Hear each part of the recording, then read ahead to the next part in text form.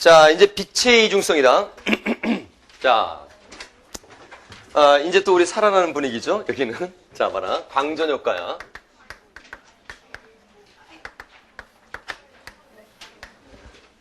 내용이 끝나야 종강이 되는 거니까, 절대 시계 들여다보고 그러지 마. 밤을 새서라도 오늘 끝나니까. 자, 광전효과 남았다. 이제 광전효과는 건 뭐냐면, 이거 이전까지는 빛의 파동성에 대해서 공부를 한 거야. 그치? 그런데 지금부터는 뭐냐면, 빛의 입자성이 이제 대두가 된다 이거지. 뭐냐면, 이제 이거야.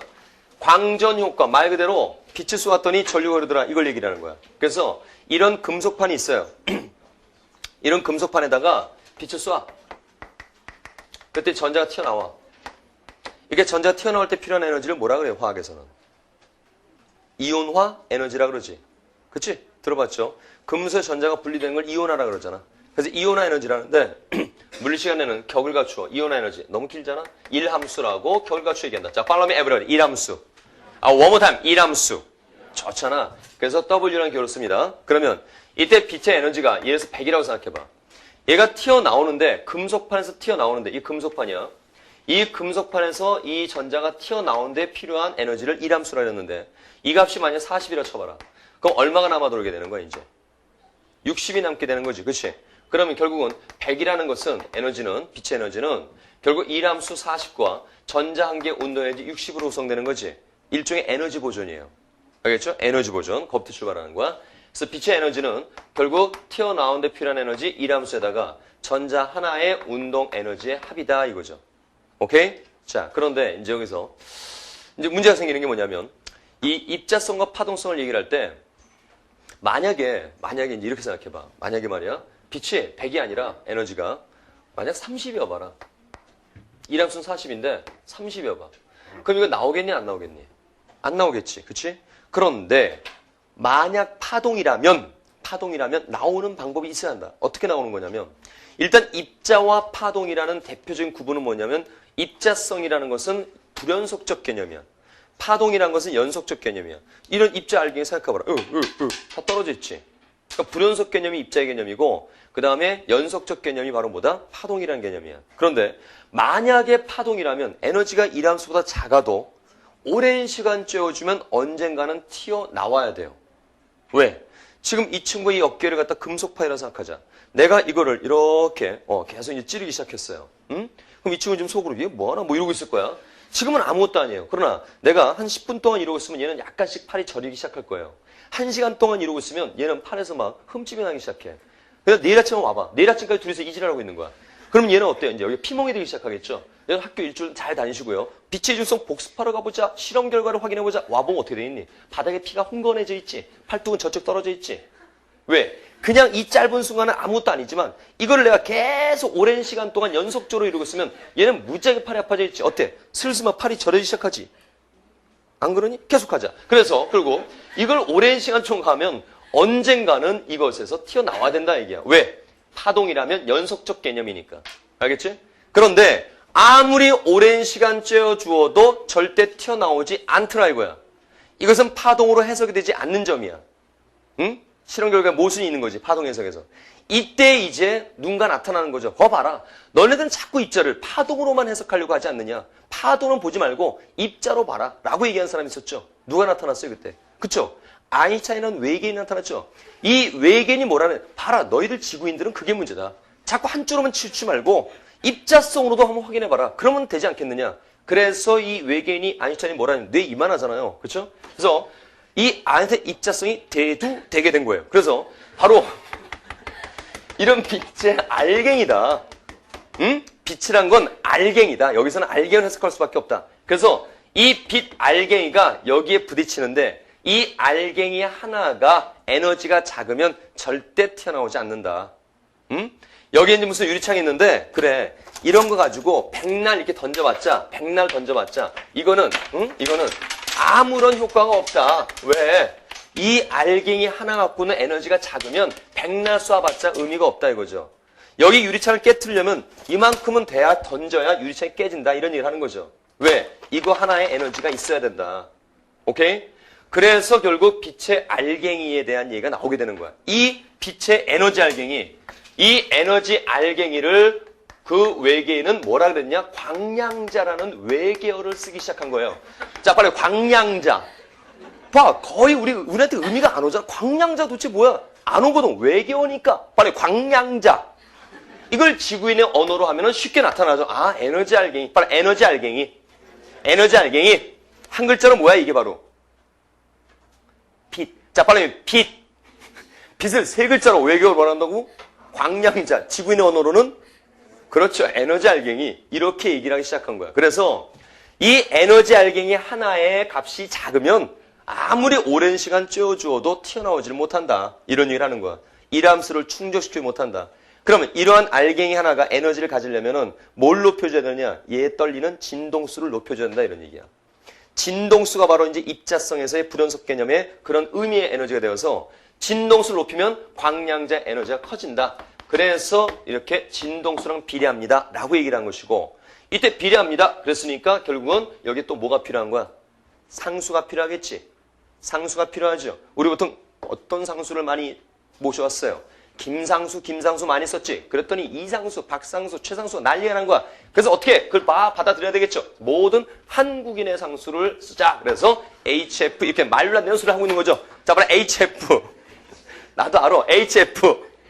이 H라는 건 뭐냐면 플랑크 상수라고 하는데, 이 플랑크라는 사람은 양자가설. 그러니까 사실은 여기부터 양자역학이야. 응? 그래서 양자가설의 시초가 바로 플랑크라는 사람이고, 거기부터 출발돼서 양자역학 나온 것이고, 양자역학을 간단하게만 얘기를 하면 뭐 공부해봤자 우리 모르는 겁니다.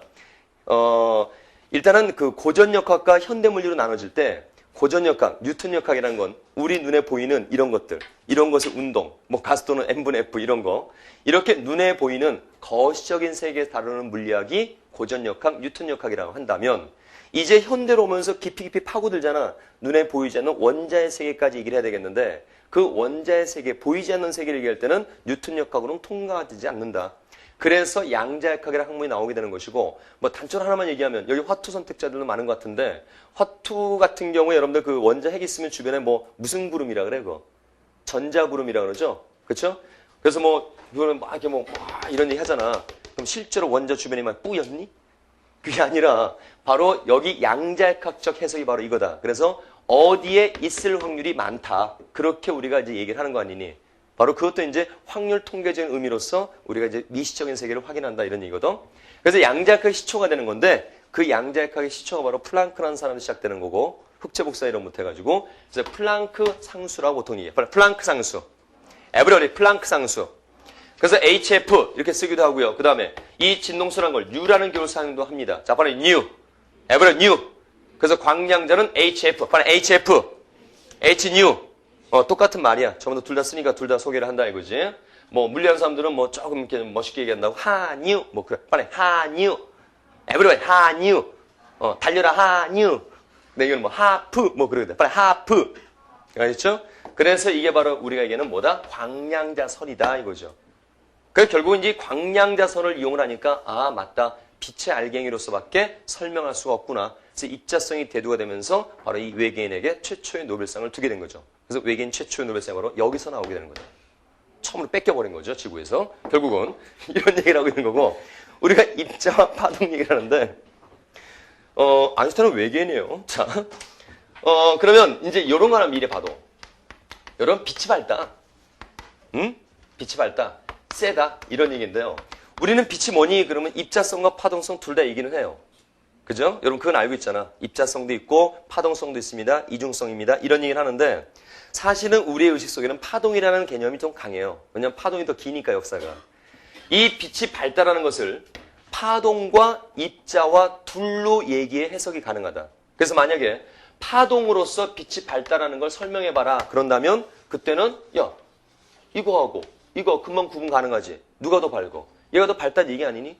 얘가 더 에너지가 크다는 얘기 아니니? 그래서 결국 파동을 해석할 때는 빛이 밝다는 얘기가 에너지가 어떻다? 많다라는 뜻이 되는 거야.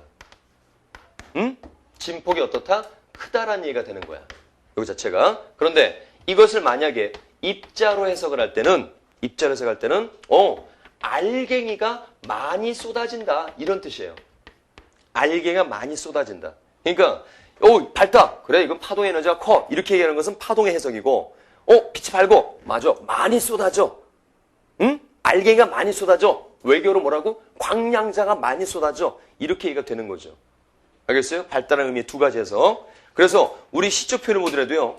3월의 따스한 봄날에서 퍼지는 햇살에 이런 이 나오는 것은 파동성에 대한 그런 시적 표현이죠. 근데 3월에 쏟아지는 이런 햇살은 쏟아지는 햇살 그때는 뭐가 되는 거야? 입자성에 대한 시적 표현이 되는 거죠. 놀랍지 않습니까? 햇빛이 퍼진다? 이건 파동성. 햇빛이 쏟아진다? 이건 뭐예요? 입자성. 우리 은연중에 입자성이라는 것을 확인하고 있는 거지. 자, 그러면 결국 이게 광량자다 이거야. 됐어요? 자, 그럼 이제 봅시다. 일단 우리가 생각할 것은 뭐냐면 여기서 야, 빛의 속도는 C잖아. 그치? 진동수하고 파장의 곱이바로 속도, 파동 속도가 되는 거죠. 그래서 C, 빛의 속도 얘기하니까 지금부터는 C는 F 람다가 되는 것이고 이때 이 진동수 F 대신에 이렇게 넘겨가지고요. 이것을 H 람다분의 C 이렇게도 많이 사용한다라는 거야. 알았지? 그러면 저 이함수를 충족시켜 주려면 이제 광량자의 에너지가 커야 되는 거고 광량자라는 에너지가 커지기 위해서는 진동수가 어때야 돼? 커야 되겠지. 진동수 큰 빛 혹은 파장이 짧은 빛. 그래야 에너지 알갱이 자체가 에너지가 커서 이람 충족시키고 튀어나온다는 얘기를 하고 있는 거야. 그러니까 파동이라면 안 튀어나오는 이유는 다른 거 없다. 왜? 파동의 에너지라는 것은 연속적인 거기 때문에 아무리 오래 쇠주어도 튀어나오지 않는다. 파동이라면 참 튀어나와야 된다. 근데 파동이라면 연속적인가 튀어나와야 되는데 파동으로 해석이 안 되니까 입자성을 해석하면서 이해가 되는 것이. 알았지? 자, 그럼 이걸 문장을 읽어보겠습니다. 먼저 첫 번째, 금속 표면에 파장이 짧은 빛. 되게 넣죠. 자, 파장이 짧은 빛이란 건 동시에 진동수 어떤 빛이야? 큰 빛이지. 그렇게 써놔라. 진동수 큰 빛. 파장이 짧은 빛, 진동수 큰 빛을 비췄을 때 금속 표면으로부터 전자가 튀어나오는 현상을 우리가 광전 효과라고 그러고 그때의 전자를 광전자라고 한다. 또한 여기서 이렇게 전자 튀어나올 때 이쪽에다가 이렇게 전자를 모으는 곳이 또 필요하겠죠? 그래서 이렇게 모아서 회로를 연결해 준다면 검육에 연결했을 때 어떤 전원 장치가 없어도 이러한 빛의 광량자에 의한 에너지 때문에 바로 이렇게 전자가 튀어나온다. 그러면 전자가 이렇게 이동한다. 그러면은 광전류는 어떻게? 이쪽이다 얘기를 해야 되겠지. 그래서 광전자에 의한 전류가 흐르게 된다. 그래서 우리는 이것을 광전류라고 얘기를 한다. 알았죠? 자, 그러면 자, 두 번째. 파동으로 해석되지 않는 점. 만약 빛이 파동이라면 아무리 약한 빛이라도 오랜 시간 좀 튀어나와야 된다 그랬지? 근데 그렇지 않다. 그래서 이제 아인슈타인의 광량자설이 나오게 되는 거고 그 광량자설의 의미가 빛은 연속적 파동이 아니라 바로 불연속적인 되게 언어처럼 불연속적인 에너지 알갱이다. 빛이라는 것은. 그래서 거기에 E는 HF, H 람다분의 C라는 관계식이 있죠. 그걸 커다랗게 동글만 쳐놓으세요. 여기를 커다랗게 동글만 쳐놔. 꼭 기억을 한다. 자, 그렇다면은 여러분 왼쪽에 그 검전병 있죠. 그 검전병 같은 경우는 뭘 설명하는 거냐면 검전병으로서 광전효과 얘기를 잠깐 할 수가 있는데 지금 그 그림의 의미는 이미 이 검전병은 마이너스로 이렇게 대전이 돼 있었어. 그리고 여기서 이제 빛을 쪼이는 거죠. 광량자라고 얘기를 하는 거지. Hnu, HF 똑같은 얘기야. 근데 보니까 뭐라고 써있어 거기에? 자외선을 쪼인다 그랬죠. 자외선은 진동수가 어떤 빛이야? 큰 거지? 파장이 어떤 거야? 짧은 것이지? 그죠? 그래서 웬만한 금속판들은 자외선을 쪼여야만 튀어나오고 물론 세슘인가? 그 부분의 금속판 정도는 작은 진동수로 튀어나온대요. 응? 작은 진동수 튀어나온대. 그러니까 가시광선 같은 경우도 파란색 쪽에서는 튀어나올 수 있다 이거죠. 근데 웬만한 금속판 같은 경우는 어떻다? 자외선처럼 진동수가 많아야 된다. 그래서 자외선을 쪼였더니 이제 전자가 튀어나온다 이거죠. 그럼 전자가 튀어나가면 요 내부는 전자가 남던 것이 나가버리니까 마이너스가 세지겠어 약해지겠어? 전자가 나가버리니까 약해지겠지. 전자 나가니까 약하겠지 마이너스가. 그래서 서로 간의 청력이 세져 약해져? 약해지겠죠. 전기력이 작아지면서 어떻게 되겠다? 서로 오므라든다 이거죠. 그래서 전자가 튀어나간다는 걸 확인할 수 있다는 얘기야. 오케이? 자, 그 다음. 자, 그 밑에 이제 계속 보니까 catch, call, call. 거기다 별 펴줬어요. catch, call, call. 자, 거기에 얘기가 지금 무슨 얘기를 하고 있는 거냐면 봐라. 여기가 지금 진동수 F고요. 그 다음 여기가 전자 한 개의 운동 에너지야. 이 상황에서 이때 진동수가 제로여봐. 그럼 광량자 에너지가 없지? 그럼 튀어나오는 값이 없겠지? 이함수를 충족시켜야 되니까 점점 진동수 크게 하다가 어느 순간부터 얘가 운동에서 남아도기 시작하더라. 그럼 이때의 딱 진동수에 해당하는 그 광량자 값이 이함수랑 어떤 거야? 같다는 뜻이지. 이때의 진동수 뭐라 한다? 우리는 한계 진동수를 한다. 자, follow me everybody. 한계 진동수. one more time. 한계 진동수. 그래서 이때 한계 진동수에 해당하는 바로 광량자 값, 이 값이 바로 이함수랑 어떻다는 것이야? 같다가 되는 거죠. 그러면 만약에 한계 진동수가 큰 빛이다. 아니, 한계 진동수가 큰 경우에 튀어나오는 금속판이다. 그건 한계 진동수가 커야 된다는 얘기는 금속판의 이함수가 큰 거야, 작은 거야? 크다는 얘기가 되겠지. 한계 진동수 작다는 얘기는 금속판의 이함수가 어떻다는 거야? 작다는 거죠. 금속판의 이함수는 금속판마다 정해져 있는 것이야. 그죠? 그래서 바로 이 둘을 비교를 해본다면 A하고 B를 비교해 봤을 때 A보다 B의 한계 진수 크니까 그만큼 이함수도 A보다 B가 어떻다는 것이야? 더 큰 금속판이었다. 이런 얘기가 되는 거지. 오케이? 자, 또 우리가 여기서 말이야. 이함수를 다른 측면으로 확인해 볼 수 있는데 얘를 쭉 연장했다 한번 생각해봐. 그럼 뭔가 y절편에 만나는 값이 있어. 이게 바로 뭘 얘기하냐면 자, 봐라. 여러분 지금 이 상황에서 이걸 이제 이렇게 써야지 제대로가 되겠죠? HF 이렇게 써줘야. 그지? 저 그래프에 아마 이 식이 딱 써 있을 거야. 그러면 이게 만약 진호 제로다. 그럼 광량자 제로예요. 그러면 이함수하고 일단 요 수학적 식에서는 요 이함수하고 운동에너지하고 부호가 어때? 반대라는 거지. 또한 절대값도 어떻다는 거야? 같다는 얘기가 되는 거지. 부호가 반대면서 절대값 같겠지. 그러므로 운동의 절편을 딱 읽었을 때에 요 절대값을 이용한다면 이 값이 바로 뭐가 되는 것이다? 이함수다라고 확인할 수 있죠. 그래서 A에 대해서 B가 그만큼 이함수가 어떤 거야? 더 큰 금속판이다. 이렇게 나오겠지. 알겠지? 자, 이렇게 확인할 수도 있는 것이고 또한 여기서 요 기울기는 항상 일정해야 된다. 왜? 이 기울기는 바로 뭘 얘기하는 거야? 플랑크 상수를 뜻하는 것이야. 이거는 쓰지 말고 여기서 얼핏 봐봐라. 자, 봐.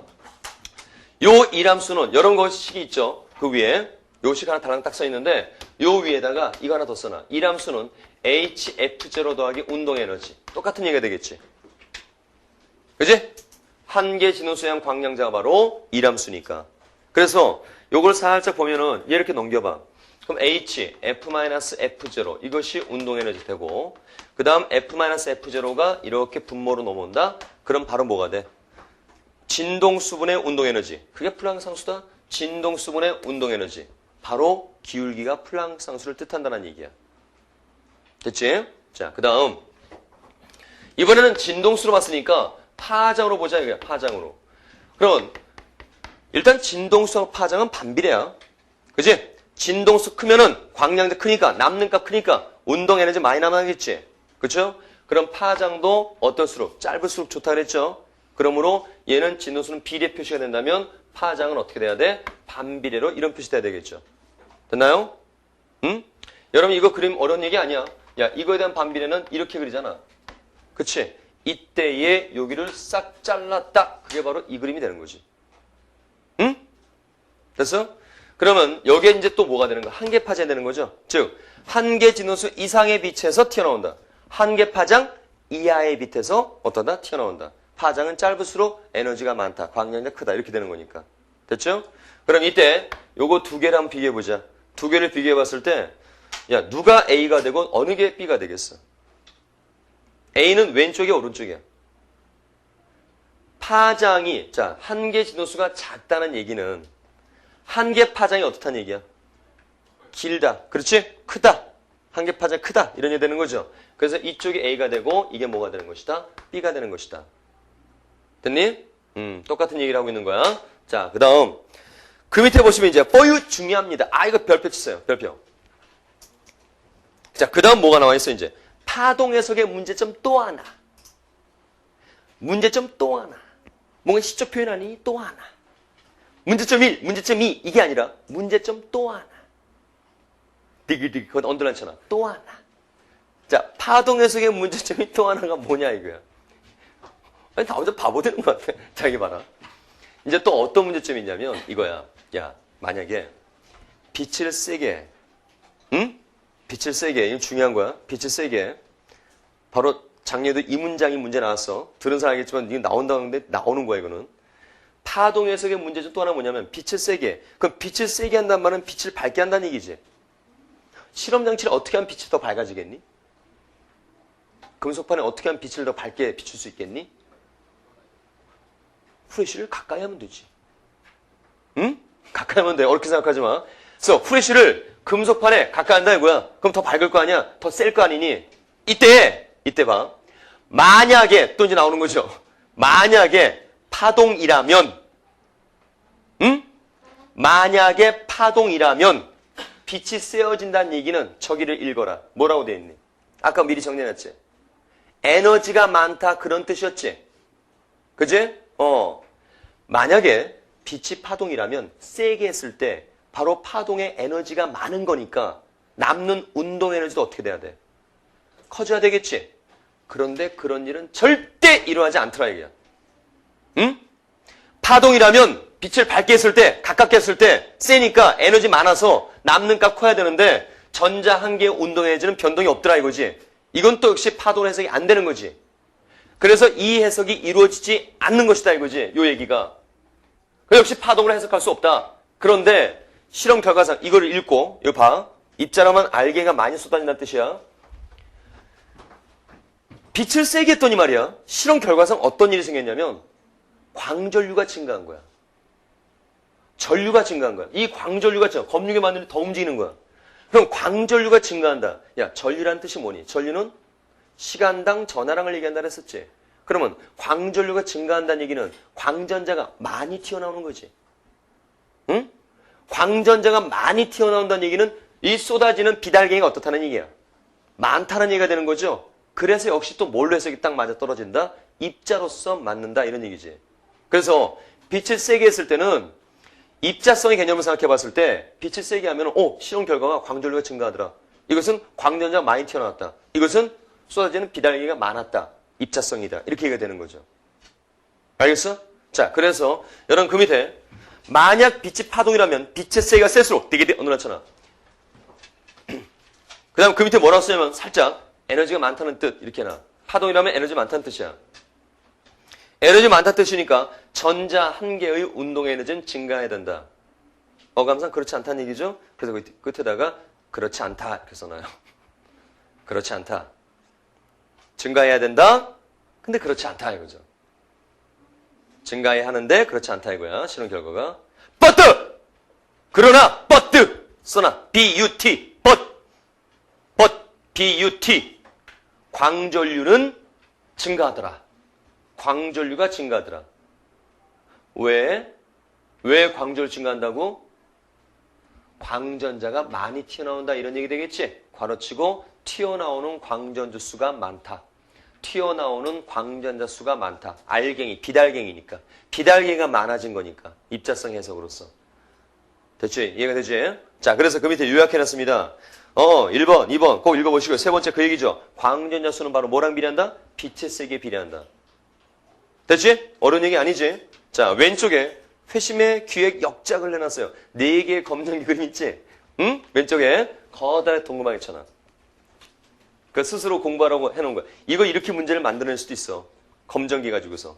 한번 읽어봐. 알았지? 별표 쳐놔 거기다. 지금 한 얘기야. 그 자체가.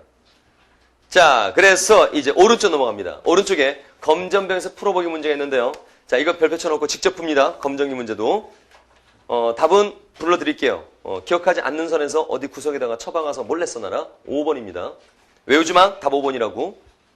몇 번이라고요? 5번이라고. 외우면 안 돼, 이 문제는. 풀고 나서 답이 맞는지 확인하는 거야. 몇 번이라고요? 5번. 자, 그 다음. 캐치커커 별표 2개. 정지전압. 자, 이건 뭐냔 말이다. 이 정지전압은 이건 좀 심화할 수 있어. 그러나 필수 심화예요. 걷어 써놔. 필수야. 꼭 알아야 돼. 그래서 사실 실제로 바뀌면서 이 부분을 작년에 했는데 다행히 여기에 해당하는 내용들이 또 많이 만들어져. 잘 기억해야 돼. 무슨 얘기를 하는 거냐면 이건 이 정도 이제 지워도 되겠다. 무슨 얘기 하는 거냐면 일단 여기에 들어가기 전에 이걸 먼저 좀 해놔야 돼. 왜 이 부분이 조금 처음에 좀 문제가 있었냐면 이게 물리투에서 나오는 어떤 관계가 하나 필요하거든. 그거 하나 소개한다 이거지. 1은 역학적인 일은 뭐와 뭐의 곱이에요? 일은. 힘과 거리의 곱이죠. 그렇죠? 힘과 거리의 곱입니다. 그런데 전기적인 일은 전기장에서의 일은 바로 전하랑에다가 전위차를 곱한대. 이게. 그러면 이걸 이제 설명하려면 또 시간이 걸리니까 일단 이렇게 우리가 이제 다가서자고. 뭐냐면 사실은 이 QV, W는 QV. 이거 사실은 우리 은연중에 다 쓰고 있었던 거예요. 여러분들이 지금 어디에서 이 부분이 나타나냐면 이걸 딱 들으면 아 그랬구나 느낄 거야. 뭐 정확한 유도는 아니지만. 여러분들 그 전력피라 그러죠? 이 전력피란 건 역학에서 뭐라 그랬니 피가? 일률이라 그랬었지. 일률이잖아. 전기제품의 일률을 전력이라 그랬었지. 이게 일률의 의미라고요. 그럼 왜 전력이 일률의 의미가 됐느냐? 봐봐. 전압과 전류곱이잖아. 전압은. 두 가지 보라 그랬었지. 전압과 뭐라? 전류. 딱 두 개 보는 거야.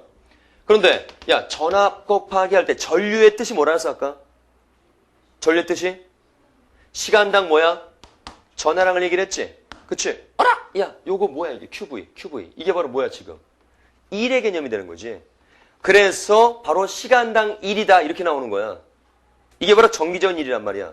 그러므로 전력이 일률이 돼 있는 거예요. 알겠죠? 뭐 굳이 뭐 대비해서 설명을 한번 더 해본다면 우리가 어떤 역학에서 뭐 1kg짜리 10N이니까 예를 들 때 2m 들어올린다. 그럼 몇 줄의 일을 했습니까? 20줄의 일을 했습니다. 이렇게 얘기를 하잖니. 그지? 마찬가지로 어떤 이렇게 A점과 B점이 있는데 요 얘기를 했네 우리가. 야 전류가 흐르기 위해서는 전 위는 A가 높아야 돼? B가 높아야 돼? A가 높아야 되겠지? 그치? 그래서 A에서 B로 전류가 흐르는데 전하 이동이 있겠지. 그치? 어떤 전하가 이동을 해야 얘가 이제 일을 한다. 위치 에너지 높은 데서 낮은데, 낮은 높은데 이런 차이만큼 일을 하는 거지. 마찬가지로 전기에서도 전기적 위치의 차만큼 일을 한다 얘기야. 그런데 이 전위차라는 얘기는 물리투 설명 다 해버리고 있네. 자, 전위차라는 말은 바로 1쿨롱당 얘기를 하는 거야. 그러니까 2쿨롱이다. 그럼 같은 전위차라도 일의 양은 더 커진다 이런 얘기예요. 알겠죠? 전위차라는 얘기는 물리투에서 플러스 1쿨롱당 하고 있는 얘기야. 그렇죠? 여기서 끊을게요. 물리투 설명은. 그래서 전기적인 일은 전하랑과 전위차 곱이다. 그래서 나오는 단위가 어떤 단위가 있냐면 이런 게 있죠. 1 일렉트론 볼트라는 단위가 있어요. 이 1 일렉트론 볼트라는 단위는 바로 전자 한 개의 전하량에다가 그 다음 1볼트를 곱한 값이야. 그럼 전자 한 개 전하량은 외우는 건 아니야. 1.6 곱하기 10의 마이너스 19승 쿨롱이라고 기억은 나지. 본 적은 있지. 곱하기 1볼트야. 그럼 얼마가 되니? 1.6 곱하기 10의 마이너스 19승 줄 이렇게 나오죠? 바로 이 1.6 곱하기 10의 마이너스 19승 줄을 묶어서 전자단위 1 일렉트론 볼트라고 얘기를 한다는 것이야. 알겠죠? 예. 자, 그래서 이제 요 예우 개념을 요거 좀 기억해도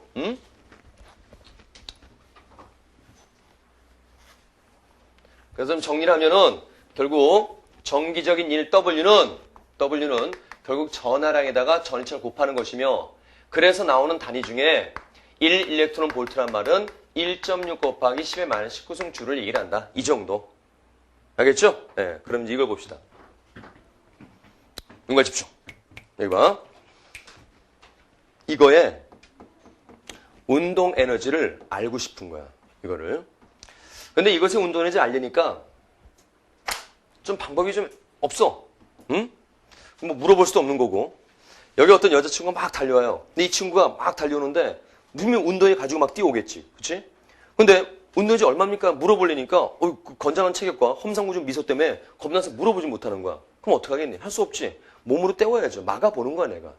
저 친구가 막 달려오는 거야. 그래서 내가 접목된 발에서 100주로 딱 막았어요. 그때 에바고 그냥 빙빙 그냥 가요. 이 친구는 100줄이 넘는다는 얘기야. 이번엔 진짜 있는 데서 200줄을 막아봤어요. 그때 막 뛰어와. 이제 되겠지. 그때 딱 에바고 빙빙 그냥 가요. 도저히 그 체계의 건장함은 당할 수 없다 이거죠. 그래서 여기는 모든 남학생들과 스크럼을 짜가지고 이제 막 막아봤어요. 응? 400줄을 막았습니다. 막 달려와. 인젠 되겠지. 막 달려오더니 에바고 빙신들 그냥 가요. 이번 들자가 붙어요.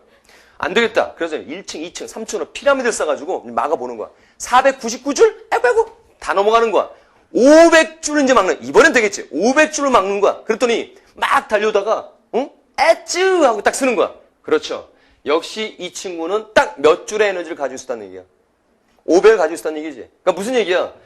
어떤 것이 움직일 때 그걸 막아낼 수만 있다면 그 막는데 소모된 양이 바로 그것의 무슨 에너지다? 운동 에너지다 얘기할 수 있는 거 아니니? 그래서 이 전자의 운동 에너지를 우리가 얘기해 보기 위해서 바로 이 전자를 멈추게 보자 얘기야. 멈추게. 장풍이 아니라 어떻게 멈추게 보자 얘기야. 그러면 이때 전자를 멈추던 얘기는 광전류가 얼마가 되는 거야 이제? 제로가 된다는 얘기죠. 그래서 이 회로에다가 이렇게 전원장치를 연결하는데 이거는 광전류가기 때문에 전원장치가 없어도 광전류 흐르는 거야. 이때 전류는 오음의 법칙에 의한 전류가 아니야. 알았죠? 광전류입니다. 만약에 내가 이렇게 전지를 연결해봐. 이거는 광전류를 도와주는 방향이야? 아니면 방해하는 방향이야?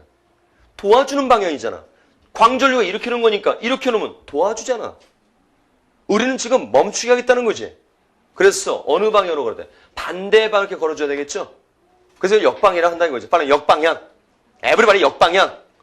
이렇게 반대 방향으로 전압을 걸어놓고 반대 방향으로 걸어놓고 이 값을 점점 크게 해준다 이게야. 점점 크게 하다가 어느 순간에 이제 광전류가 딱 눈금이 제로더라. 그러면 그때의 그 전압을 읽어내. 그때의 그 전압을 읽어내고 멈추겠던 전압을 읽어내고 이제 그거 하나의 전환을 곱해. 그럼 전환량과 전이체 곱이니까 이게 바로 뭐가 되는 거야?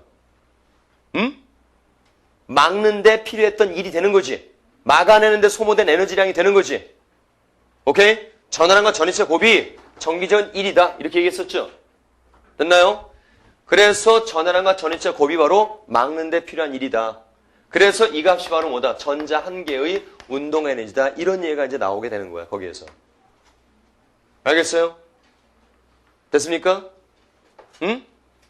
전자를 막아내기만 하면 된다 이거죠. 그래서 막는데 쓰였던 그 전압값을 역방향을 읽어내면 그 값이 바로 전자 안의 운동 에너지라고 우리가 확인할 수 있다는 얘기다. 됐지? 자, 그러면 그래프를 봅니다.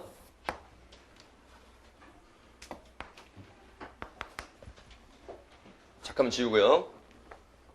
봅니다. 여기가 바로 전자 한 개의 운동 에너지를 얘기를 하고 이쪽은 지금 이제 전압을 얘기할 건데 자 이쪽에 지금 요 얘기를 일단 써놓고 전자 한 개의 전화량에다가 역방향의 전압 이 값이 바로 전자 하나의 운동 에너지라 그랬어. 그러면 지금 전압을 0으로 해놔. 전원장 전압이 없어. 그럼 전자 한 개의 운동 에너지는 이 운동 에너지가 아니죠. 광전류야 이가. 전압을 제로로 해놨어. 그럼 전압이 걸리지 않으면 광전류 흘러 안 흘러? 안 흘러? 지금 우리가 공부하는 게 무슨 효과예요? 광전 효과죠. 이거는 전원장치 없어도 흐른다 그랬었지. 전자 튀어나올 테니까. 다시 전압을 0으로 해놔. 광전류 흘러 안 흘러? 그래 눈금 분명히 있어요. 분명히 있습니다. 알았죠? 자 그런데 여기서는 잘 들어. 심화까지 설명할 테니까 여기서 순방향으로 전압을 걸어준 거야 이쪽이. 이쪽이 플러스라는 의미는 순방향이고 광전을 도와주는 방향이고 이쪽이 역방향이라는 얘기인데 순방향으로 전압을 걸어주면 어떤 일이 생기느냐. 약간 이렇게 광전류가 증가해요. 야 그런데 아까 이거 전원장치 없어도 된다 그랬었죠. 여러분들 문제들 같은 거 잘 봐봐. 문제들 봤을 때 제대로 된 문제는 전원장치가 들어가 있어요. 그래서 일단 예를 들어서 문제를 구경해봐. 한 장 뒤로 넘겨봐. 수능은 브랜드거든. 수능은 명품이거든. 메이커거든. 응? 확실하거든. 수능 문제 1번을 봐봐. 그 1번의 가번 그림 봐봐. 지금 거기에 전자가 튀어나온 모습이 있죠. 이렇게 전자 튀어나오죠. 이렇게 뭔가 봉 같은 게 하나 있지. 이걸 캐소드라고 보통 그렇게도 얘기하는데 얘가 전자 튀어나온다 이거야. 응? 그러면 야 지금 광전류의 방향은 어느 쪽 되는 거야 이 그림에서? 이렇게 되겠지. 그죠? 그러면 광전류의 방향이 이쪽이니까 마취줄 양극 음극 되는 거야. 그런데 전원장치 연결을 봐봐. 전원장치 연결 보니까 이쪽이 무슨 극으로 돼 있니? 플러스라고 돼 있지. 마이너스 돼 있지. 지금 순방향의 전원장치 걸어놓죠. 여러분이 순방향의 전원장치를 걸어놓는 이유가 뭐냐면 이유가 뭐냐면 광전류가 더 잘 흐르게 하기 위해서야. 왜냐? 일로 와봐. 야 여기서 전자가 튀어나온다 그랬는데 전자가 튀어나와서 어디에 도착해야 돼? 여기에 도착해야 되겠지. 예를 들어서 100개가 튀어나와서 이 혈기왕성한 100개의 광전자가 죄다 막 순종하고 일로 다 모이겠니? 100개가 다 모이란 법이 없단 말이야. 100개 중에 수십 개 정도만 오고 수십 개는 딴 데로 빠져버린다고. 그러면 실제로 광전류가 세지려면 여기에 전자가 많이 모여야 되겠지. 그잖아. 광전류 세가 광전류 개수라 그랬으니까. 그러면 나온 양이 이쪽으로 될 수 있으면 많이 모이게 하면은 그만큼 광전류 세지는 거지. 그럼 어떻게 하면 나온 거 딴 데로 센 거 없이 모두 일로 모이게 할 수 있겠느냐? 뭐 모두는 안 되겠지만 최대로 많이 모일 수 있게 하겠느냐? 이게 전자니까 여기가 무슨 극이 되면 되겠어? 플러스 양극을 만들어주면 되겠지. 그래서 전원장치를 이렇게 순방으로 걸어주는 거야. 왜? 잘 모이게 하기 위해서. 알았니? 전이차를 만들어서 순방을 걸어준 이유는 전이차를 만들어서 광전자가 최대로 많이 모일 수 있게 하기 위해서. 그럼 광전이 증가한단 말이야. 그래서 이제 이쪽을 봐봐. 순방향으로 전압을 걸어주면, 순방으로 걸어주면 결국은 광전자가 100개 중에 20개 오던 게 40개, 50개, 60개, 70개까지 최대로 많이 모일 수 있다 이거야. 그러니까 광전자가 많이 모이게 되니까 그만큼 광전율도 어떻게 되겠어? 증가하는 거지. 그런데 야, 증가한다고 없던 광전자가 막 생성되니? 그건 아니지. 한계는 있겠지. 더 이상 증가하지 못하고 어떻다? 광전율이 이렇게 일정하다. 약간 이런 모습이 나타난 것은 더 많이 모일 수 있는 그런 순방향이었다. 이런 얘기야. 알았지? 이제 전압의 부호가 마이너스, 즉 역방향으로 걸었어. 생각해봐. 이제 역방으로 걸기 시작하면서 전자의 흐름에 방해를 받잖아. 그래서 광전율은 점점 어떻게 됐어? 점점 감소하는 거죠. 그죠? 어허, 그렇구나. 근데 보니까 광전율가 얼마가 됐니? 제로가 됐지. 그럼 튀어나오지 않는다는 얘기지. 이때의 전압이 바로 무슨 전압이다? 정지전압이다. 바로 정지전압. 에브리바디 정지전압.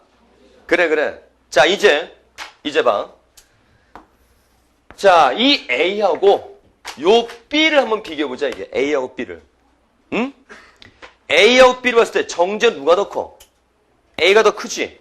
야, 정지전압을 지금 왜 우리가 정지전압이 필요한가? 뭘 알기 위해서? 전자 한 개의 운동 에너지가 필요했던 것이지. 그러면 만약에 A가 있고 B가 있었는데 A에서의 정지전압이 더 크다는 사실은 A에서 나오는 전자의 운동 에너지가 어떻다는 거야? 크다는 얘기지. 그럼 A의 운동 에너지가 크다는 얘기는 쪼여졌던 광량자의 진동수가 어떤 빛이야? 큰 빛이었다는 얘기지. 그러니까 남는 에너지가 큰 거지.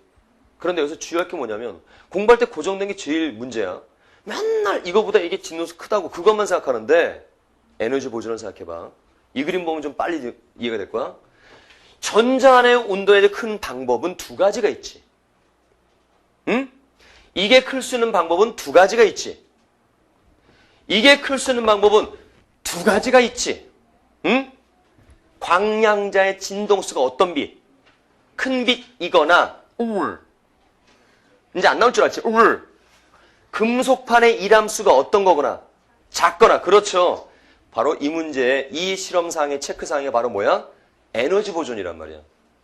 그래서 결국은 여러분들 이건 다 써놨어요. 왜냐하면 하나로만 맨날 공부를 하니까 여기 밑에다 뭐라고 써놓냐면 이렇게 써놔. 만약 같은 금속판이라는 얘기는 일함수 같은 거니까 그때는 진동수가 어떻다? 이 A가 B보다 진동수가 어떻다는 얘기야. 크다는 뜻이 되는 거지. 알겠지? 그 다음 하나 더 써놔. 여기 안 보이니까 여기다 써놓을게. 만약에 안 보이는 거 여기다 쓰는 거다.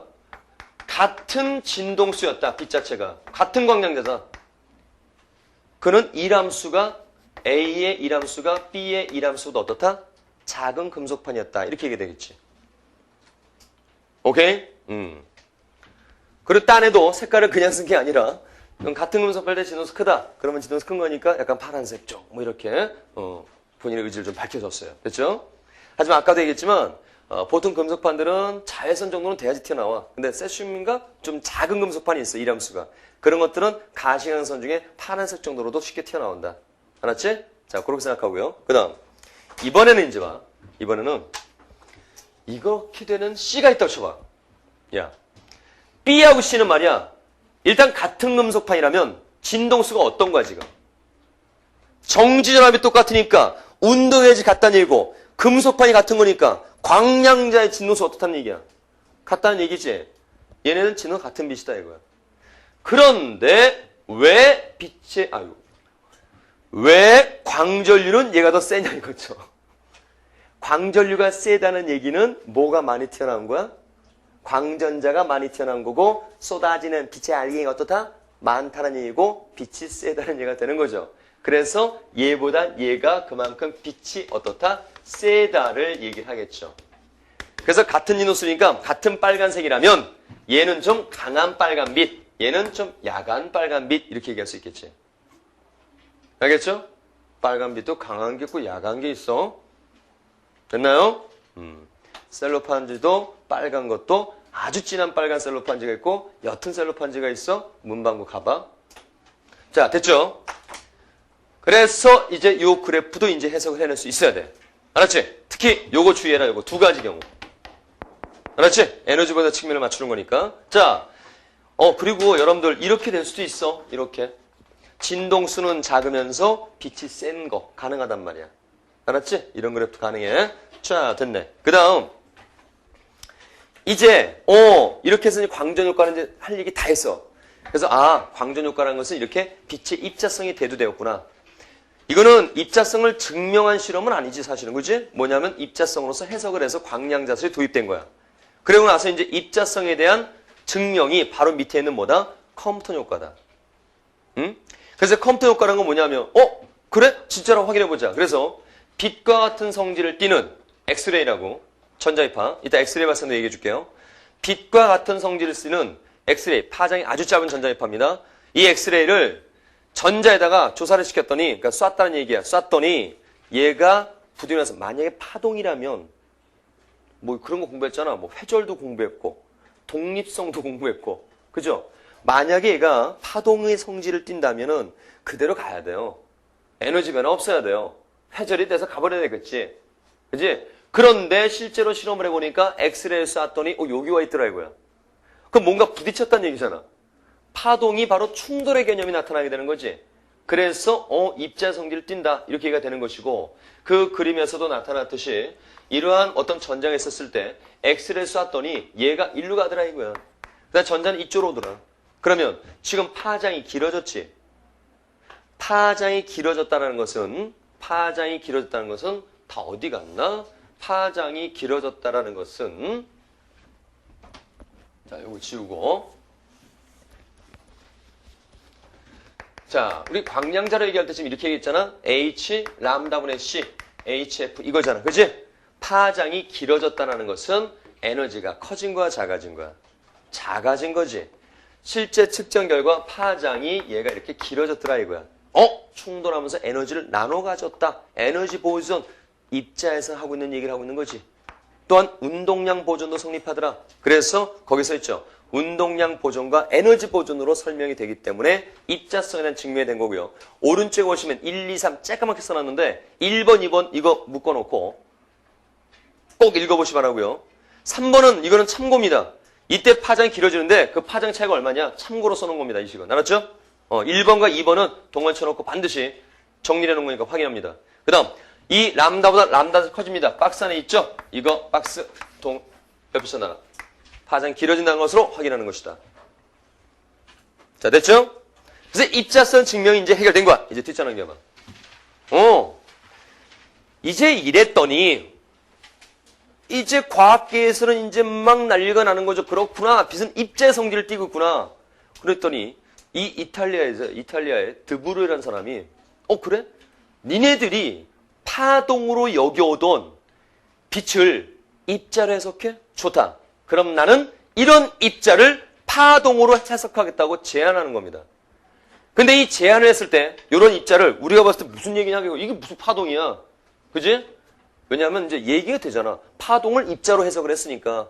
우리는 이제는 입자를 파동으로 해석하겠다라고 제안을 하는데, 보통 이제 제안을 해놓고 실험을 했을 때 그것이 딱 맞아 떨어지면 그건 이제 예언이 되겠지. 근데 그 말이 틀리면 미친놈이 되는 거야. 근데 드브르라는 사람이 이탈리아에서 박사학위 논문이었대요. 박사학위 논문, 근데 이러하겠지만 하여튼 뭐 최근이니까 뭐 근거 없는 얘기는 아니겠지.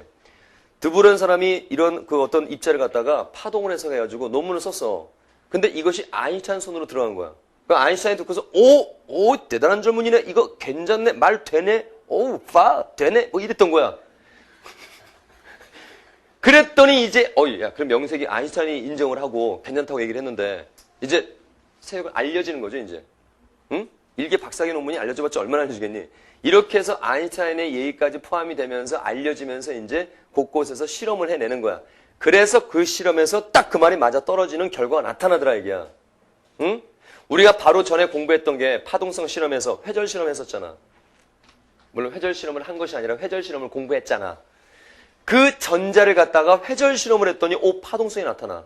그러니까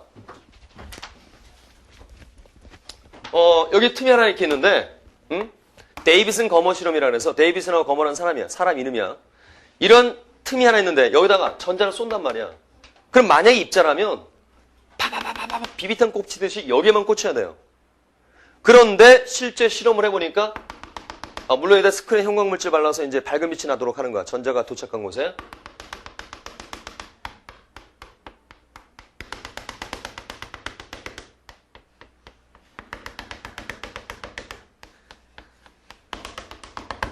이런 현상이 나타나더라 이거지. 이런 회절무늬들이 나타나더라. 우리 아까 공부했던 것이 밝고 어둡고 밝고 어둡고 밝고 어둡고 하듯이 바로 이렇게 보강선세 보강선세 하듯이 이런 규칙적인 무늬가 나타나더라. 이거는 무슨 성이야? 무슨 성이야 이게? 파동성이지? 그렇구나. 입자라는 것도 파동으로 해석이 가능하구나. 그래서 이제 말이 바뀌는 게 이거 전에 광전효과에서는 빛의 이중성이었어. 하나 얘기하면 빛의 이중성이란 말은요. 입자성하고 파동성하고 동시에 딱 해석되는 게 아니야. 진짜 그 말 그대로 입자로 해석되는 게 따로 있고 파도로 해석되는 부분이 따로 있단 말이야. 야, 사실 이것도 좀 파동 얘기 아니냐? C는 F람다 이렇게 파장 얘기하듯이. 그 중에 해석이 안 되는 걸 이제 입자로 딱 끄집어서 설명을 한 거지요. 그래서 이 빛의 이중성이라는 것은 말 그대로 그때그때 달라요. 그때그때 달라요. 그러니까 어느 땐 파동으로, 어느 땐 입자로 이렇게 해석을 하는 거야. 그래서 빛의 이중성이었는데 너희들이 페이지를 딱 넘기면서 나타나는 부분은 이제 뭐냐? 물질의 이중성이야. 이런 물질은 입자였지만 파동의 성질을 여기서는 띠게 된다. 이게 바로 데이비슨 거머의 전자성 회절문이라는 것이다. 이거 자체가. 그래서 이 드브로의 물질파라는 것은 어떻게 제한이 되었느냐? 드브로는 얘기를 하기를 물질 파장 람다는 그러니까 물질의 파장은 그러니까 이렇게 얘기하자. 어떤 입자의 질량 m짜리가 얘가 속력 v로 속도 v로 움직인다 이거죠. 그럼 이 입자의 파장은 어떻게 해석을 하느냐? 바로 운동량. 이 파장은 운동량과 반비례입니다. 이렇게 얘기가 되는 거지. 그래서 운동량과 파장은 서로 반비례입니다 하는 것이 바로 물질파의 뜻이에요. 알았죠? 거기다가는 제가 그냥 mv분의 h로 써놨죠. 바로바로 보라고요. 됐나요? 그 다음 가끔씩 선생님 이거 어떻게 유도해요? 그런 사람이 있는데 아주 진짜 적극적이신 분들이 유도를 하는 사람들이 있더라고요. 근데 우리가 이렇게 손쉽게 유도가 되는 파트는 아니었겠지 이게 그지? 그래도 명색이 그건데 예언인데 그러니까 이것은 이제 한번 해보는 사람은 꼭 어디에 걸리냐면요. 자기 다른 데로 딱 유도를 해. 근데 이상하게 이가 꼭 들어가 있어요. 어떻게 유도하다 보니까. 그러니까 이가 왜 나타난 거냐면 일단 아주 잘해요. 광량자는 H 람다분의 C 이거 하고 그 다음 에너지 운동 에너지는 2분의 1 mv 제곱 이걸 가지고 이제 유도를 딱 해놔요. 그럼 나와 비슷하게. 근데 꼭 여기 2가 붙어요. 여기에. 그럼 왜 거기서 어디 오류가 있는 거냐면 사실은 지금 하고 있는 얘기가 무슨 얘기야? 드브로의 한 얘기는 아인슈타인 원리까지 이용을 해서 결국은 이러한 빛이라는 파동을 입자로 해석을 하고 입자를 파동으로 완전히 입자와 파동을 넘나들고 있는 거지. 그래서 이때 운동에너지 이걸 쓰는 것이 아니라 빛을 알갱이로 생각하고 이거 있죠. mc제곱이라고. 많이 봤잖아 이 식은. 그지? 요거하고 요거를 결합시키면 이렇게 나와요. 이때 C를 갖다 그냥 V로 보란 말이야. 왜? 빛을 그냥 또 입자라고 생각을 하자 해가지고서. 그래서 두 개를 이용하면 이런 방식이 나오는데 이런 건 섣불리 강의하지 않는 이유는 뭐냐면 야 설마 이렇게 간단하게 딱 예언을 했겠니? 그건 아니겠지. 그래서 좀 궁금하신 분들은 이렇게 하면 대강 이렇게 식이 나온다는 것이고 이런 맥락으로서 운동량과 파장은 무슨 관계다? 반비례다. 알았지? 잠에 밤에 오는 사람 한번 해봐. 그래서 넘어가. 자, 그래서 물질 파장은 운동량과 반비례입니다. 이게 나와요. 자, 그러면 이제 바로 이 실험 장치하고 내용을 연결해야 돼요. 여러분 그 밑에 catch, call. 람다는 일단 n분의 h, call은 동반 쳐놔. 물질 파장 공식 굉장히 중요한 거야. 람다는 n분의 h. 운동량과 파장은 반비례입니다. 꼭 기억합니다. 그래서 catch, call. 가속전압과 물질파란 말이 있죠? 거기다 별표 쳐놓습니다. 여기 보세요. 여기 봐. 야, 그럼 이 전자를 여기다 입사시키려면 속도가 있어야 될 거 아니야. 그럼 전자를 속도를 만들어줘야 되겠지. 전자를 움직이게 해줘야 되겠지. 여기다 뭘 걸어줘야 되는 거야? 전압을 걸어줘야 되겠죠. 그지? 그래서 여기다가 전자 한 개에다가 전압을 걸어주면 자 이거 또 나왔네. 뭐라고 이게? 3, 2, 1. 그렇지. 이게 전자 안에 운동이 되는 거지. 그치? 그러면 운동 에너지에서 얘가 들어간단 말이야. 속도를 갖고서. 응? 여기다 좀 써볼게. 이 가속전압이라 그래. 자, 빨리 가속전압. 에브리바디 가속전압. 전압을 높이면 속도가 더 클 거 아니니. 그지? 그래서 2분의 1 mv제곱은 운동을 만들게 되고 이제 얘가 속력 V로 입사를 돼가지고 요 안에서 회절 무늬가 만들어지는데 이런 델타 X 무늬간격 지대한 영향을 끼치는 게 회절 얘기였잖아. 그럼 무늬가 넓어진다는 얘기는 회절이 잘 되는 거니까 파장이 어떻게 돼야 돼? 파장이 길어야 되겠지? 파장을 길고 짧게 한다는 얘기가 바로 뭐냐? 물질파를 생각을 해서 람다는 mv분의 h 이거야. 그래서 만약에 여기 걸어주는 전압을 높여봐. 그럼 전압을 높이면 가속 전압을 높인 거니까 전자의 운동 에너지도 크겠지. 전자의 운동 에너지가 크다는 사실은 운동량이 어떻다는 사실이야? 크다는 사실이지. 그지? 운동량이 크다는 사실은 파장이 어떻다는 사실이야? 짧다는 얘기지. 그럼 파장이 짧아지니까 얘네들의 무늬 간격도 어떻게 관측될 것이다? 짧아질 것이다. 줄어들 것이다. 이렇게 되는 거야. 알았죠? 이게 바로 우리가 공부하는 물질파의 실험이야. 이거 자체가. 알겠지? 그리고 여러분 거기 보면 요 두 개의 식을 합쳐가지고 람다는 루트 2m2분의 h라고 돼 있죠? 근데 그 람다는 루트 2m2v분의 h 이거 이렇게 점선으로 이렇게 살짝 지어놓으세요. 점선으로. 왜 지우려면 지우지 점선을 지우라 그러느냐? 나쁜 식이 아니라 아주 훌륭한 식이지만 이 식을 굳이 외워서 부담을 늘리지 말라 이거야. 왜냐하면 야 봐봐 이 주먹. 전압을 몇 배 했다. 그럼 물질 파장 어떻게 되느냐? 뭐 무늬관계 어떻게 되냐? 이거 물어봤을 때 전압을 만약 2배 했어요. 그럼 전압 2배 하면은 운동 에너지 몇 배가 되니? 2배 되겠지. 질량 변환이 없으니까 속력 몇 배 되는 거니? 루트 2배가 되겠죠. 4의 제곱은 2가 아니라 루트 2의 제곱이 2가 되는 거예요. 알겠죠? 예, 저기 두 명 누군지 몰라. 다시 전압을 2배 했어. 자, 그러면 가속 전압 2배니까 에너지가 몇 배 되는 거야? 2배야. 에너지 2배니까 속력 몇 배야? 루트 2배가 되겠지? 그럼 이것이 루트 2배가 되니까 파장 몇 배다? 루트 2분의 1배다. 이렇게 되겠죠. 됐어요? 그러니까 파장이 루트 2분의 1배가 되니까 이 무늬 간격도 어떻게 되겠어? 루트 2분의 1배로 줄어드는 거지. 둘이 비례하니까. 알았니? 이렇게 하면 될 것 같다가 굳이 이걸 꼭 외워가지고 전압 2배 했다. 그래 루트 2분의 1배. 물론 빠르긴 하네. 그러나 그 사이사이의 과정은 또 놓치게 되고 또 이걸 외워야 되니까 이거 쓰지 말고 그냥 요거 기본적으로 알고 있는 요 관계를 최선을 다하라는 얘기야. 알았지? 중요한 거 이 파트는 별표 쳐놔야 돼. 자, 됐죠?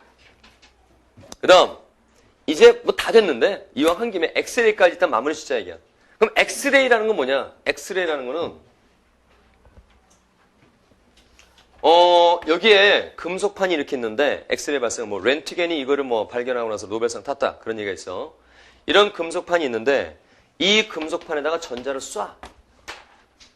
전자를 쏘면은 금속판에 전자가 부딪히면서 금속판에 있는 전자와 어떤 그 충돌이 생기면서요.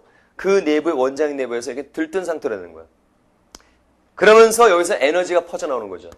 이때 퍼져나오는 에너지가 바로 뭐다? 전자기파라는 거야. 전자기파가 바로 빛을 얘기하는 거야. 그런데 이 전자기파는 파장이 매우 짧더라 얘기야. 그래서 이 파장이 매우 짧은 전자기파를 모르겠다. 그래서 엑스레이. 자, 빨리 엑스레이. 자, 빨리 엑스레이. 그래서 엑스레이는 이렇게 발견이 된 건데, 야, 사실 이 엑스레이는 재밌어요.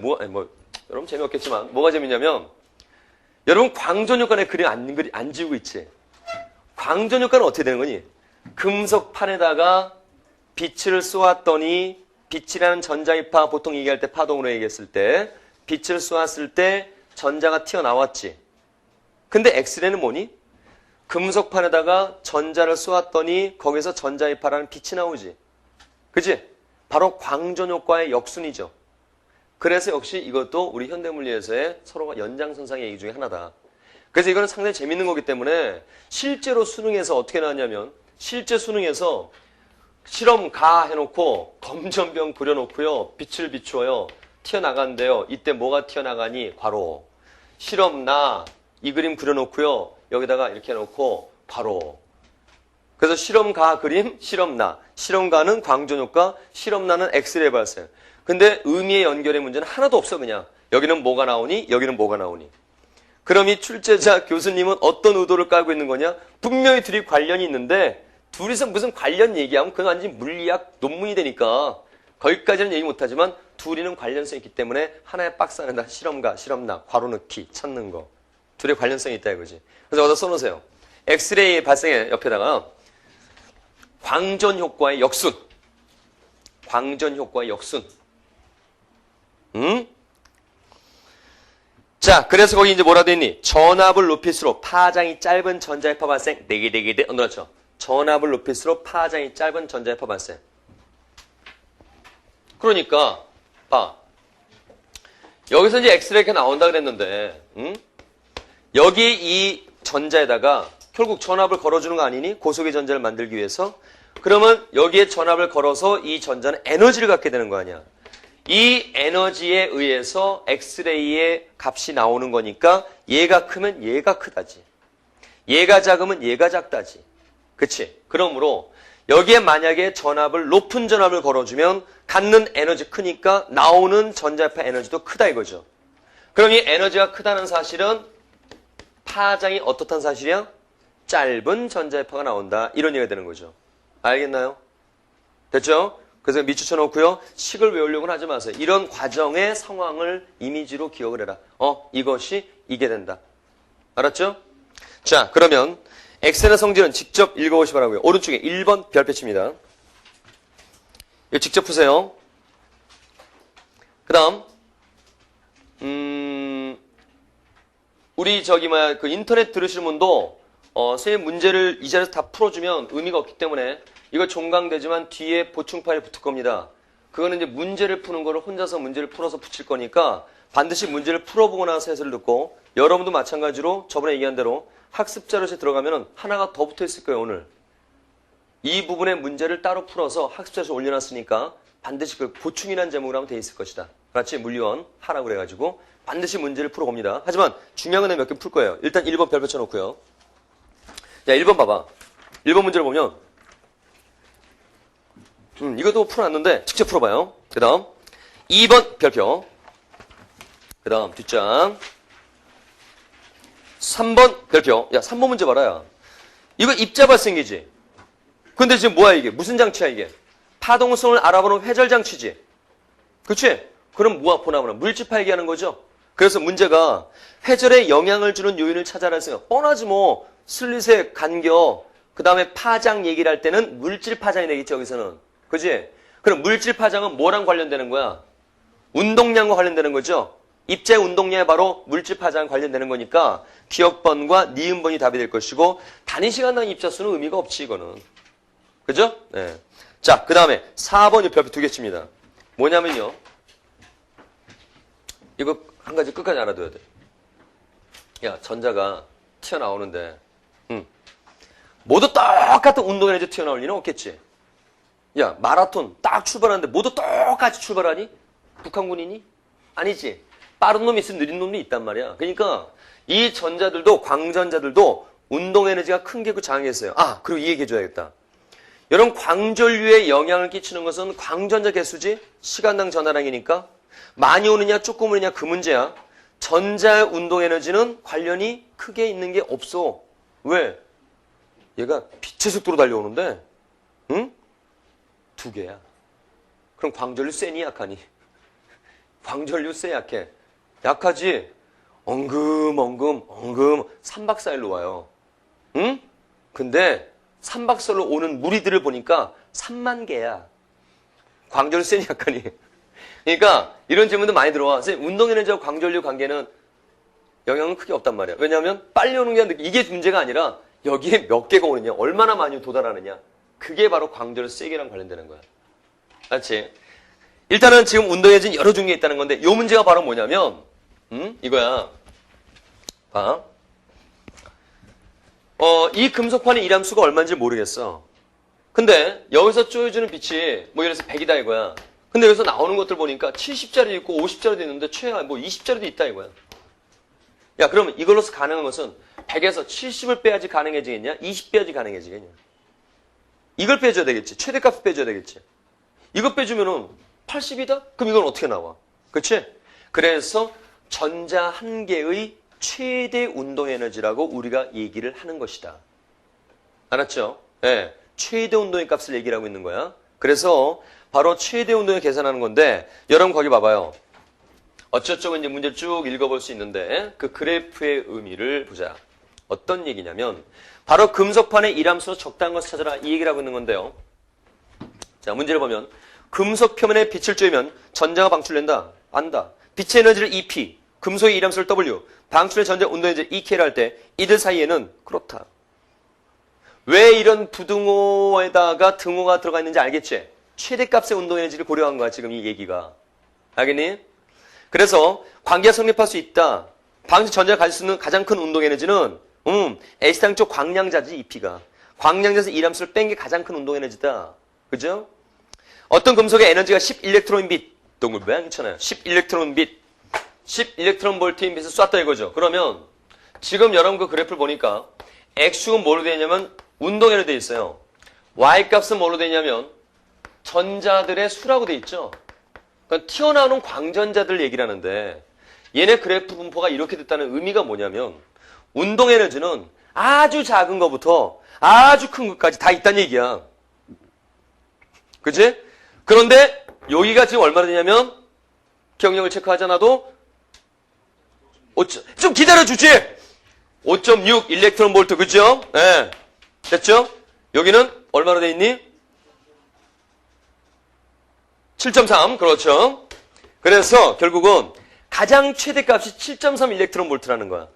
근데 5.6 일렉트론 볼트를 가진 전자들이 좀 많다 이거지. 알겠지?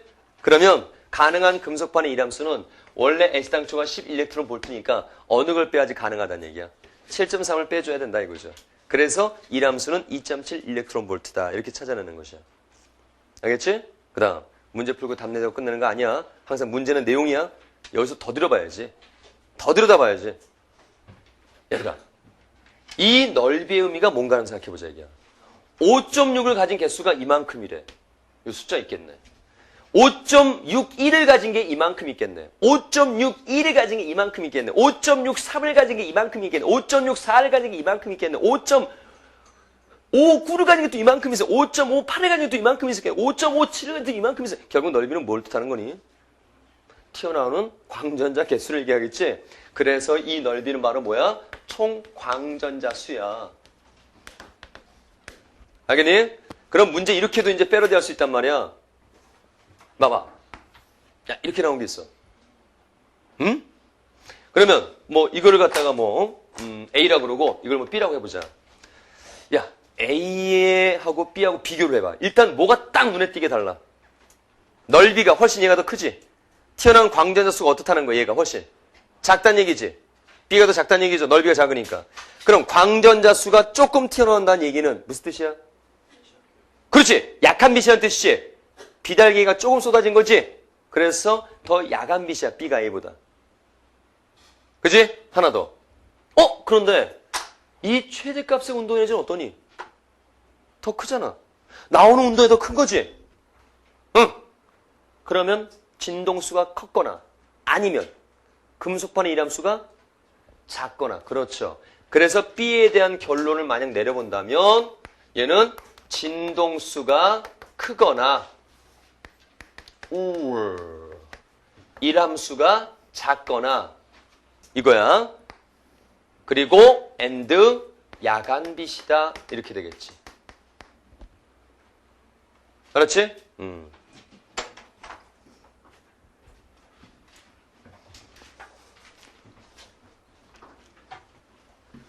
자, 오른쪽에 1번 별표 직접 풀어봅니다. 자, 그 다음 오른쪽에 2번 별표 직접 풀어봅니다. 자, 158쪽에 3번 별표. 얘들아, 이거 봐봐. 그림은 광전효과 실험장치고 표는 여러 금속 한 개인수로 나타냈다. 그래프는 표의 금속들에 대한 광전효과 실험 결과를 전압계의 전압과 광전류 관계에 나타낸 것이다. 두 금속 A, B에서는 광전류가 흘렀고 나머지 두 금속에서는 광전류가 흐르지 않았다. 그러니까 광전류가 흐르지 않은 금속이 있다는 것은 그때의 그 광량의 값은 1함수보다 작은 거지. 그러니까 1함수가 큰 금속 봐야 되겠네. 단 쪼여진 빛의 진도수는 8 곱하기 10의 14승Hz다. 4개. 왜 이 숫자에다가 밑줄을 치라고 하는 거냐? 설마 숫자주 계산하는 문제 그런 수능의 브랜드는 없어. 그지? 또 생각을 해내는 거지. 왜 이것이 진동수 얼마다라고 가르쳐줬느냐. 쪼여준 진동수가 어떻다는 거야. 같다라는 얘기를 미리 해준 거야. 같은 진동수를 쪼여준 거야. 그런데 금속 A와 B는 이렇게 광전류가 발생한다는 것은 튀어나온 거지. 그지? 밑에 세슘 나트륨 쭉 있네. 야, 8 곱하기 10의 14승Hz라는 진동수에 비해서 한 개 진동수가 알루미늄과 구리는 너무 크지? 그럼 알루미늄과 구리 판에서는 튀어나와 안 나와? 안 나온다는 얘기지? 그러므로 세슘과 나트륨이 A나 B나 둘 중에 하나란 얘기야. 세슘과 나트륨이 A든 B든 하나다 이거지. 자, 이제 생각해보자. 지금 금속 A의 정지전압이 크지? A의 정지전압이 크다는 것은 A에서 나오는 운동이 더 큰 거지? 근데 진동수는 같은 빛을 쐈지? 그럼 에너지 보존에서 1함수는 A가 더 어떻다는 거야? 작다란 얘기니까 한 개 수가 작은 세슘이 바로 A가 되는 거지. 오케이? 됐어요? 자, 그래서 4번이 답이 될 것이야. 4번 별 2개. 그래서 문제 만들어놨죠? 요거 얘기하는 겁니다. 자, 그 다음 오른쪽 5번 별표 직접. 6번 별표. 끝까지 공부 마무리 잘해야 돼. 나 106초에 7번 별표. 그 다음 8번 별표. 야, 8번까지 잠깐 얘기하면 뭐냐면 좁은 공간속에 갇힌 전자는 그 물질파가 정상파인 상태로만 존재할 수 있다고 한다. 있다고 한다. 어감이 뭐니? 뭔가 소개한 거죠. 이게 양자역학 문장이에요. 응? 근데 그런 거 공부할 필요는 없고 일단 지금 여기서 하는 얘기가 뭐냐면 야, 전자는 입자잖아. 근데 지금 파동을 해석하고 있지? 뭐야, 프로그램이나 주제가? 물질파 얘기하는 거잖아. 물질파 얘기하겠지? 전자 출발했는데 파동 그림이니까 물질파란 말이야. 그럼 눈깔 뜨고 보는 거야. 야, 1번하고 2번하고 파장 누가 더 길어? 1번에서 파장이 더 길지? 그지? 파장이 몇 대 몇인데요? 2대1 이렇게 되겠지?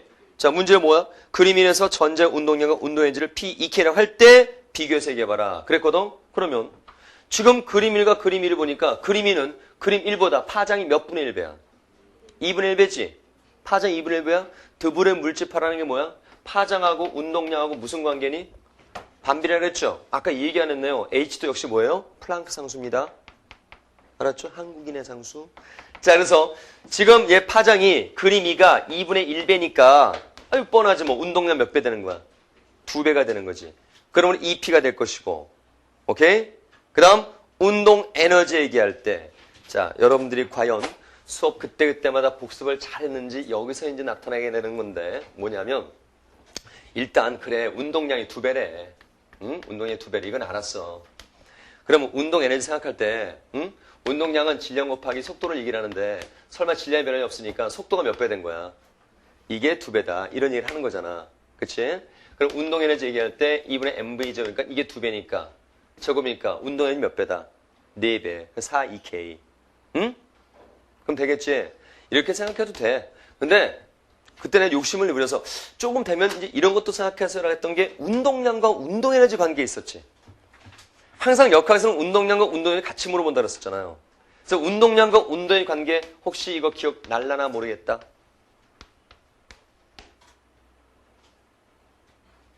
안 나죠? 그죠? 안 나죠? 제가 설명 안 했나요? 했죠? 했죠? 근데 안 난다고 지금 뻔뻔히 우기고 있는 거지? 그래가지고 이거는 별거 아니야. 이렇게 이거 섞은 거야. 섞은 건데 제가 그때 어떤 그 내용을 하면서 내가 이거를 힘주어 강조했냐면 이 문제를 결국 이번 강에서 3번, 4번을 설명하네. 사람 둘이 미는 거 뻔한 거 아니야 이거. 그래서 이게 2V고 이게 V다 이거야. 그럼 이게 M이고 이게 EM이다. 그래서 둘의 운동 에너지 비교해보자. A랑 B랑 했을 때 제일 영향가 없는 거 2분의 1 MV제곱. 그 질량은 1대2다. 속력은 2대1이다. 제곱이니까 4대1이다. 1, 4는 4, 2, 1은 2. 그래서 그렇구나. 2대1이다. 이렇게 푸는 방법 하나. 응? 하지만 서클이 좋은 방법은 아닌 거. 그런데 또 하나의 방법은 여러분들 1은 반드시 뭐의 변화를 써? 무슨 에너지 변화를 써? 운동 에너지 변화를 썼죠? 기억나죠? 아, 일을 해준 거는 힘이 가해진 거고 그럼 속도 빨라지고 뭐 운동 에너지 변하고 이런 거 아니야. 그래서 가장 여러분들이 꼭 생각할 게 바로 이 개념이란 말이야. 이 개념. 알았니? 그럼 1은 뭐와 뭐의 곱이라 그랬어? 물론 마찰이 없어야 이제 운동의 변화량이 되는 거야. 1은 뭐라고? 그렇죠. 힘과 거리의 곱이죠? 야, 서로 밀 때 힘의 값이 변해 안 변해? 아, 변한다기보다 서로 간의 힘의 크기는 어때? 잘못 얘기했다. 서로 간의 힘의 크기 어떤 거야? 같지? 응? 그 다음에 거리는 몇 배야? 2배지. 그 거리비가 저 위에 거부터 2대1이지? 그럼 서로 해준 일량은 같은 게 아니야. 이거 문제 나올 수 있어. 밀 때 다 같다고 생각해보나? 근데 힘이 같은 거지. 힘이 같은 거지 해준 일은 다른 거야. 그치? 그래서 얘가 얘보다 몇 배 일이야? 2배란 말이야. 한 일의 양이. 알겠어? 그럼 운동에서 몇 배가 되겠어? 2배가 되는 거지. 똑같은 얘기를 하고 있는 거죠. 근데 또 하나의 풀이법이 바로 뭐냐? 간단하게 이제 이걸로 본다 이거죠. 그래서 운동 에너지는 2m분의 P제곱이다. 그럼 서로 간에